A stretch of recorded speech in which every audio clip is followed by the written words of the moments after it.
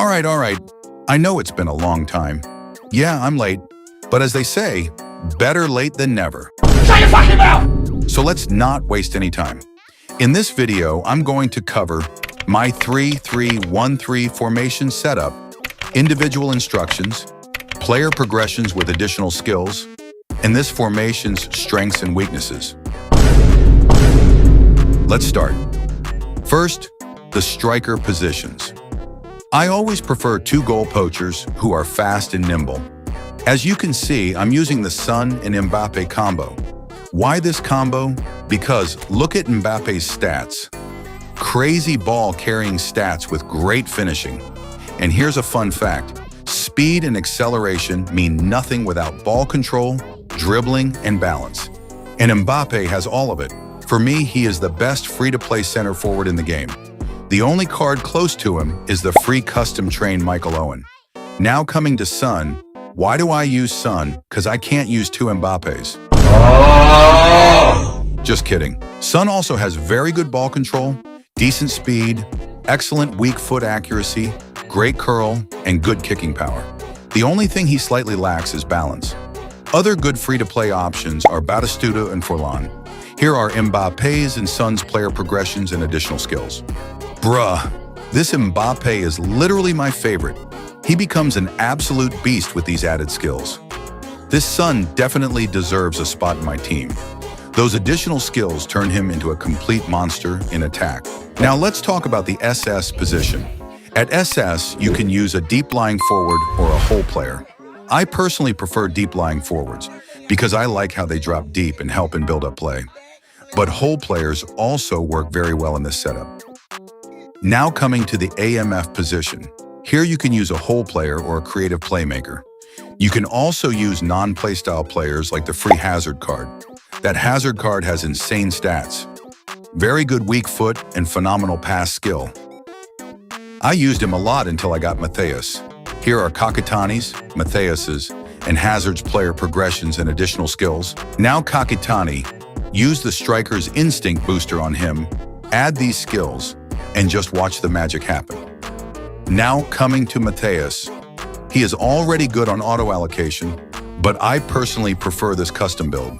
As you can see, I gave him defensive skills because I want him to defend aggressively and win the ball a lot in that crucial AMF position. Now Hazard. This card is absolutely broken. Insane dribbling, insane passing, and crazy smooth on the ball. Now coming to the midfield. For CMF, I use one box-to-box midfielder. Important things I look for are good defensive stats, good passing, and good ball-carrying ability. Right now, I'm using the free Tonali. You can also use other box-to-box players like Bellingham or Valverde. Now DMF setup. In the center, I use one anchor man. This free Henderson card does the job perfectly. You can also use free Rijkaard or Rodri. My second DMF is an orchestrator for link-up play. I use Pirlo or Xabi Alonso. You can use any orchestrator with good passing and kicking power, because kicking power is important for strong long passes. Here are the player progressions and additional skills of Xabi, Pirlo, Rijkaard, Henderson, and Tonali. Coming to Tonali, give him this progression and these skills, and he becomes the engine of your entire midfield. Now Henderson, yeah bro, I use this aggressive progression on him. With these additional skills, he becomes a complete defensive monster in the midfield. Now Xabi Alonso. As you can see, I trained him more like a CMF, because in this formation, we need an orchestrator DMF who plays like a CMF and controls the tempo of the game. Now center backs. On the edges, I use fast center backs who can defend fast wingers, like Albert Ferrer and Cannavaro. In the middle, I use a tall center back, like Van Buyten, to stop crosses. Here are their player progressions and additional skills. Now Ferrer, these are his progressions. He mainly needs heading and aerial superiority. That's all. Now Cannavaro, yeah, he is already too good. Not much explanation needed. Same thing with Van Buyten. Solid defender, dominant in the air, perfect for stopping crosses. Now goalkeeper. You can use whatever suits your playstyle, but I personally prefer an offensive goalkeeper. It just feels better for this formation. Now coming to the bench, I use 4 super subs.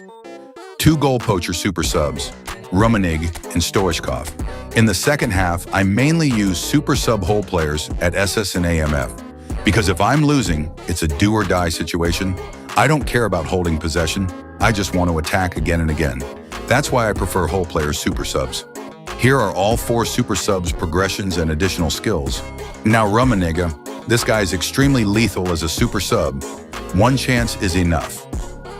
Now Stoichkov, also insane as a super sub. Great finishing and crazy attacking movement. Same goes for Raul, very reliable in clutch moments. Now Griezmann, this card plays like a mini Kaká. Very smooth on the ball and great attacking positioning. I also keep Diouf, Neymar, Pirlo, and Ricard as backup substitutions. Here are their player progressions as well. Now Diouf, if you give him the right training and additional skills, he can become a deadly center forward. Now Neymar, this card is too nimble. Crazy dribbling, crazy control, and very dangerous in one-on-one situations. Now Pirlo, yeah, I don't even need to explain this one. Pure class. Oh my God! Now Ricard, as you can see, I gave him a full defensive build, perfect for shielding the backline. Now coming to the defensive lockdown setup, Kanté, Dixon, and Bastoni all have the fortress skill. So if I'm leading in the second half and I feel my defenders are tired or underperforming, I make these substitutions. Bastoni in the middle, Van de Ven and Dixon on the edges, and Tonali gets replaced by Kanté. This makes the defense extremely difficult to break. Here are their player progressions and additional skills.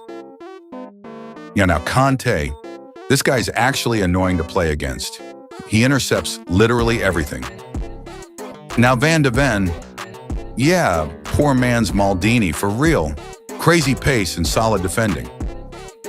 Now Lee Dixon, very similar profile to Ferrer. Fast, aggressive, and very reliable defensively. And finally Bastoni, very underrated defender.